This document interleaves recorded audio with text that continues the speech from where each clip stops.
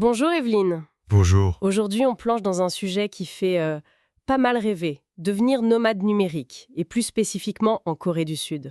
Hmm. On a regardé pas mal de choses, des guides sur le nouveau visa, des retours d'expérience, des analyses sur la vie là-bas. Bref, l'idée, c'est de vous donner une synthèse la plus claire possible de ce que ça implique vraiment, au-delà des images d'Épinal. Oui, exactement. L'attrait est là, c'est indéniable, mais les sources, elles montrent bien qu'il y a des aspects très concrets, pratiques et même culturels à bien peser avant de faire ses valises, quoi. C'est ça qu'on va essayer de décortiquer ensemble. Tout à fait. Alors, commençons par le début, le visa. Le fameux sésame. La Corée a donc lancé, début 2024, ce visa spécial Workation. F1D, c'est son petit nom. C'est ça. Il permet de rester jusqu'à 2 ans, même en famille, et tout en bossant à distance pour une boîte étrangère. Mhm. On peut même, apparemment, faire la demande une fois sur place si on y est déjà comme touriste. Plutôt pratique. Oui, c'est une porte d'entrée, c'est sûr. Mais attention, les conditions, elles cadrent tout de suite les choses. Il faut pouvoir prouver un revenu annuel brut, assez conséquent. Pour 2025, on parle de plus de 100 millions de won, Ah oui, quand même. ce qui fait à peu près entre 60 000 et 70 000 euros. C'est le double du revenu national brut coréen par habitant de l'année d'avant, donc on voit bien qu'il cible des nomades déjà bien installés financièrement. D'accord, c'est un filtre important. Carrément. Et il faut aussi ajouter 1 an d'expérience pro minimum dans son domaine, être majeur et bien sûr casier judiciaire vierge. Et autre point crucial qui ressort des sources, l'assurance santé privée. Obligatoire. Hmm. Et pas n'importe quelle. Il faut une couverture d'au moins 100 millions de won pour l'hôpital et le rapatriement. Exactement. Donc là, c'est clair, la carte européenne d'assurance maladie, elle sert à rien hors UE. Faut chercher les assurances spécifiques pour nomades. Nos sources citent des noms comme April International ou Safety Wing, ce genre de choses. Tout à fait. Et ce chiffre 100 millions de won, c'est pas choisi au hasard. Ça reflète le coût qui peut être très très élevé des soins importants ou d'un rapatriement, même si le système de santé coréen est très bon, hein.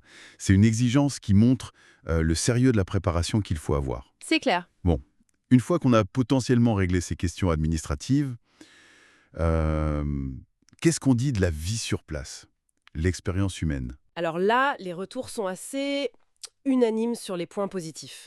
D'abord, la sécurité. C'est frappant. Ah oui, Apparemment, on peut laisser son ordi sur une table de café, aller aux toilettes, revenir. Il est toujours là. C'est assez dingue. impressionnant. Ensuite, les infrastructures. Les transports, la santé, c'est ultra moderne, super efficace. La nature aussi, elle est très accessible, beaucoup de montagnes. Et puis, bien sûr, la culture. Ce mélange de tradition, de modernité, la K-pop, les dramas, c'est juste la partie visible, quoi. Oui, ça c'est la façade séduisante. Mais les sources pointent aussi l'envers du décor. Le coût de la vie, surtout à Séoul, s'est élevé. Le logement, c'est souvent petit et cher. Oui. La barrière de la langue, ça revient tout le temps.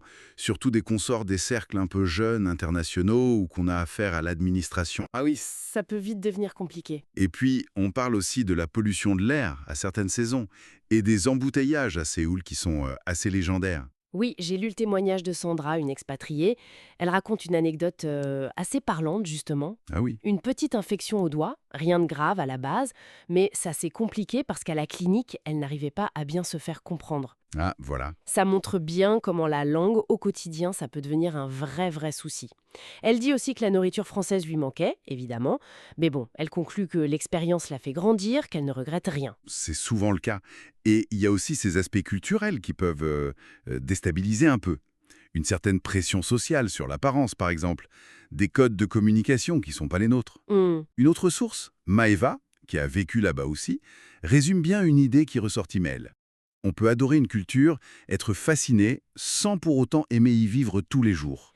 C'est une nuance très importante, ça. Essentiel, oui. Absolument. D'ailleurs, une précision importante tirée des guides sur le visa, ce F1D, il ne permet pas du tout de chercher du boulot sur place, ni de facturer des clients coréens. Non, C'est vraiment que pour le télétravail avec une entreprise basée à l'étranger. Faut être clair là-dessus. tout à fait. Et attention aussi à la fiscalité. Si on reste plus de 183 jours, hop, on devient résident fiscal coréen. Ah oui, le fameux seuil. Voilà. Et ça implique, en principe, d'être imposé sur ses revenus mondiaux perçus pendant qu'on est physiquement en Corée. S'il existe des règles un peu spécifiques d'exonération partielle pour les étrangers les 5 premières années, mais bon, c'est un point technique à vérifier très précisément pour sa situation. D'accord. Donc, pour résumer un peu tout ça, la Corée du Sud, elle ouvre grand ses portes aux nomades numériques avec ce nouveau visa Workation. C'est une vraie opportunité, une porte vers une expérience culturelle hyper riche, dans un cadre de vie qui est moderne, sûr. Mais c'est une porte dont la clé, c'est quand même un certain niveau de revenu et une préparation administrative, financière très sérieuse. L'assurance notamment. C'est ça. L'expérience sur place, ce sera sans doute un mélange de fascination, c'est sûr, mais aussi de défis bien réels. Ce qui amène peut-être à une réflexion un peu plus large, non va. Au-delà du changement de décor, des aspects pratiques. Quelle est la profondeur réelle de la transformation personnelle que peut provoquer une immersion comme ça longue dans une société avec des codes si différents des nôtres? C'est une excellente question pour finir. De quoi réfléchir, en effet.